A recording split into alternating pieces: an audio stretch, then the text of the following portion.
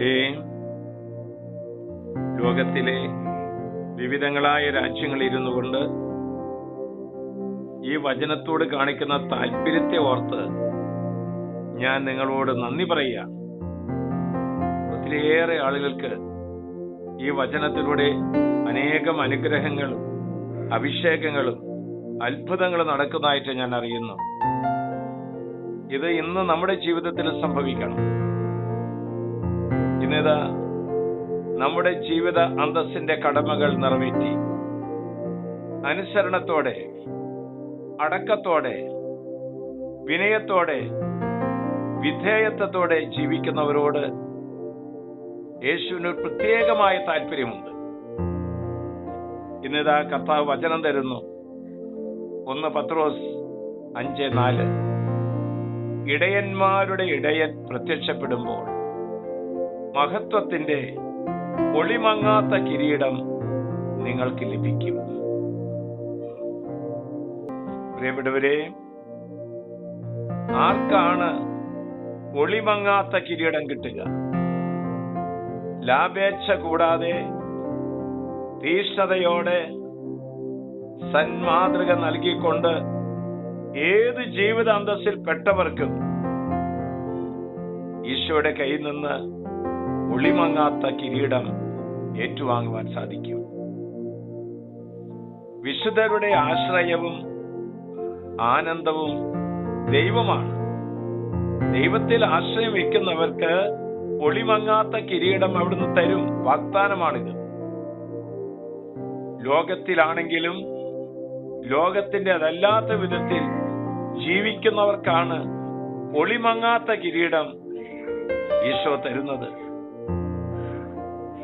ആത്മാവിന്റെ ദുരവസ്ഥയോർത്ത് ദേഷ്യം, കോപം, വൈരാഗ്യം, മോഹം എന്നിവയോർത്ത് കരയുന്നവർക്കുള്ളതാണ് ഒളിമങ്ങാത്ത കിരീടം.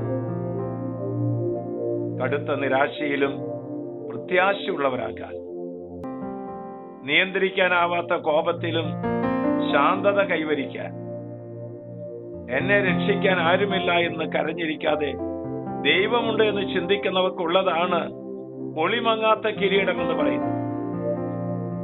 എന്റെ മകളെ, ഒളിമങ്ങാത്ത കിരീടം നേടാൻ ഏതാനും ചില കാര്യങ്ങൾ പെട്ടെന്ന് സൂചിപ്പിക്കുകയാണ്. വ്യക്തിപരമായ പ്രാർത്ഥന ഒരിക്കലും മുടക്കം വരുത്തരുത്. 2, കൂദാശ ജീവിതത്തിൽ വീഴ്ച വരുത്തരുത്. 3, സുവിശേഷ വേല നിർബന്ധമായിട്ടും ചെയ്യണം. 4, എളിമയുടെ പ്രാർത്ഥന ചൊല്ലണം. 5, ദാനധർമ്മം ചെയ്യണം. 6, എല്ലാറ്റിലും ദൈവഹിതം അനുഷ്ഠിക്കണം. 7, വിനയത്തോടും ആദരവോടും കൂടി മറ്റുള്ളവരോട് പെരുമാറണം. മകളെ, നമ്മൾ ഈ ലോകത്തിൽ മാത്രം ജീവിക്കാനുള്ളവരല്ല. ഈ ലോകം വിട്ട് നമ്മൾ പോകേണ്ടവരാണ്. നമ്മൾ ഈ ലോകം വിട്ട് പരലോകത്തിലേക്ക് കടന്നുമ്പോൾ ഒളിമങ്ങാത്ത കിരീടത്തിന്റെ അവകാശികളായി നമുക്ക് മാറണം. നമുക്ക് പ്രാർത്ഥിക്കാം. നമ്മുടെ ജീവിതത്തെ പുനർപരിശോധന നടത്താം. യേശുവിന് നമ്മുടെ ഹൃദയത്തിലും യേശുവിന് നമ്മുടെ കുടുംബത്തിലും ജന്മം നൽകാൻ നമുക്ക് ശ്രമിക്കാം.